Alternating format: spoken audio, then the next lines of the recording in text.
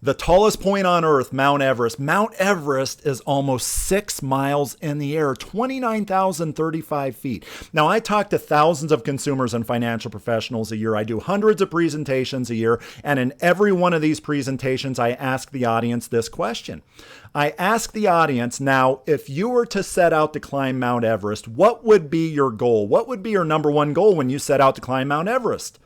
And every time, invariably, about 80% of the consumers that are in the audience or financial professionals that are in the audience, 80% of them come back and they say, well, duh, to hit the summit, to make it to the top, right? About 80% of them say that. Well, I would argue that those 80% probably would not make good mountain climbers, right? What do I mean by that? Now, this statistic is a little dated, but as of a couple years ago, of the 250 people or so that died climbing Mount Everest, around 50 of them, or 20% of them, died after they hit the summit. They didn't die on the way up the hill. They died after they hit that glorious summit and as they were back down the mountain, right? So what is my point to all this? My point is when you think of retirement, you have two different phases. You have the accumulation phase and you have the distribution phase. Many pre-retirees view that summit, view that goal as being, yes, when I make it to age 65, I'm going to have $1 million and I am set. I am home free. I'm going to go off into the sunset. And I'm going to live happily ever after. However, to have that mindset, to view that summit, to view age 65 or 66 or 67 as your main goal, that would be a big mistake. Why is that? Because the ride back down the other side of that mountain can be more treacherous than the ride up the mountain, or the climb back down the other side of the mountain, I should say, many times is more treacherous than the climb up the mountain. What do I mean by that? I mean, when you're in your post-retirement years, you are more prone, you are more subject to something called the long-term care risk. There is a 7 in 10 chance that if you are over the age of 65, that you will experience something called a long-term care event, right? You don't have that, at least to the tune of 70%. You don't have that risk in your accumulation or your pre-retirement years. In addition to that, you have inflation risk. You are living off of a set income, and the higher that inflation goes in your retirement years, and by the way, the longer you live, that longevity risk that you have, which is the great granddad of all risks, longevity risk, because it magnifies everything else. As you live a long period of time in retirement, should you live a long period of time in retirement, it magnifies all those other risks, like inflation risk, for instance. So here is where I want to talk with you about something that guarantees you income regardless of how long you live. Now, traditionally, when we think of accumulating money, we think of a 50-50 portfolio.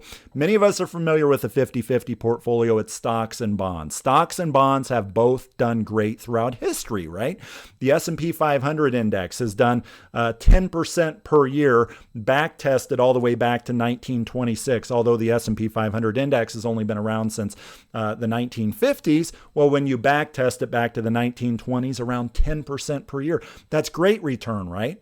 But that other 50% in a common portfolio, bonds, that's done well as well. Why is that? Because since 1981, interest rates have decreased, and bonds do very good when interest rates decrease. So anyway, a lot of folks believe in just the stock and bond portfolio. I love my stock and bond portfolio.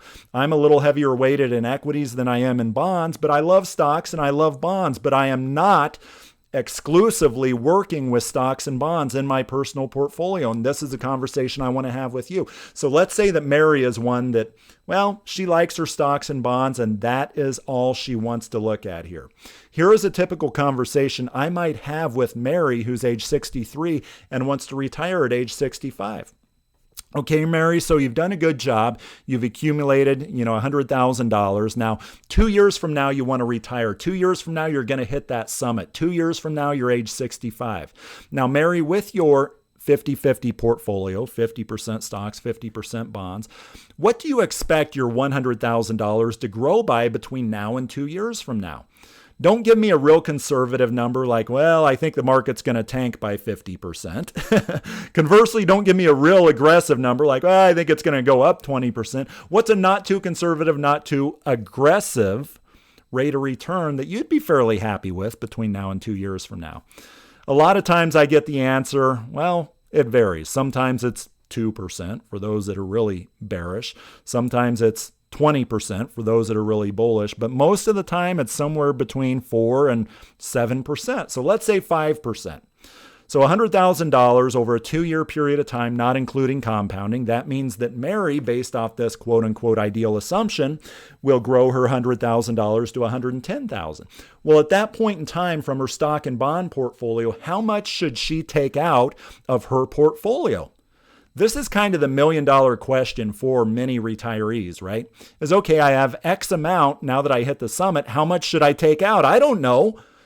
Well, somebody studied this. A lot of folks have studied this. One person in particular, his name is William Bingen. And back in 1994, he was a CFP based out of California.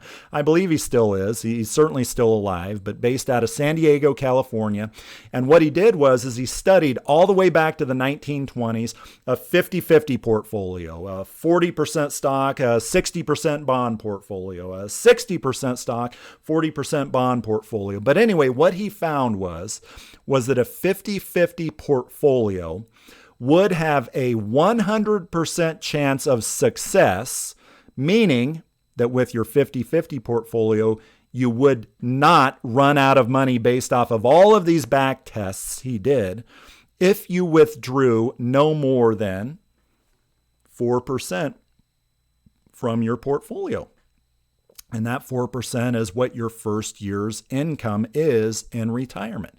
Any more than that, that person can run out of retirement or run out of money prior to the end of their retirement. And their retirement being a 30-year retirement is what he considered a quote-unquote retirement. So back to Mary here. That means that $4,400 is what she would get her first year in retirement. And he says that that increases each year for inflation. And again, there should be a 100% probability.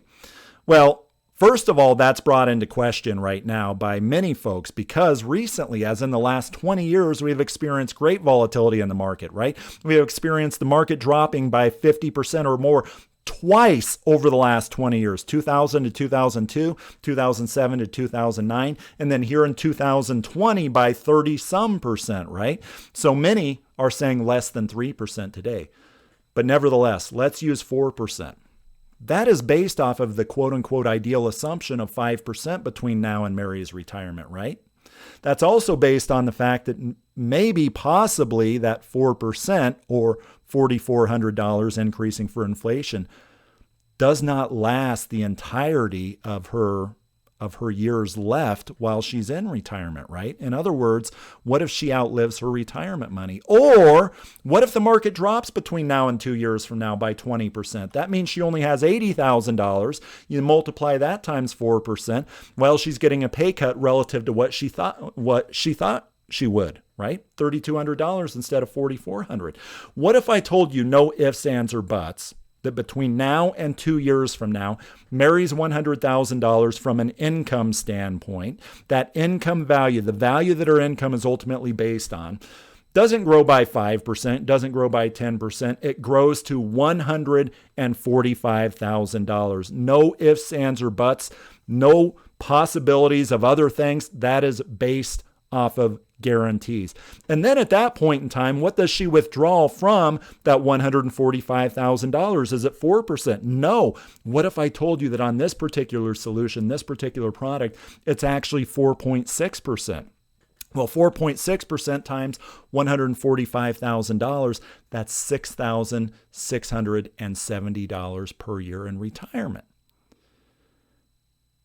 Now, you may be looking at this and saying, well, that's great, but maybe that 5% previously with the stock and bond portfolio was on the conservative side, right?